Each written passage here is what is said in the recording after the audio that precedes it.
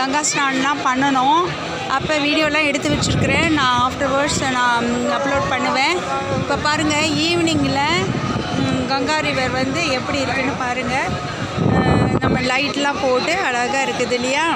இப்போ இன்றைக்கி நாங்கள் எதுக்கு வெயிட் பண்ணிகிட்ருக்குறோன்னா, கங்கா ஹாரத்தின்னு சொல்லி ஒன்று நடக்கும். அது 7 o'clock தான் நடக்கும். அதனால் நாங்கள் வந்து இங்கே வெயிட் பண்ணிகிட்ருக்குறோம். எங்களோட டூர் வந்தவங்கெல்லாமும் அங்கங்கே வெயிட் பண்ணி பார்த்துட்ருக்குறாங்க, வாஷ் பண்ணிகிட்ருக்குறாங்க.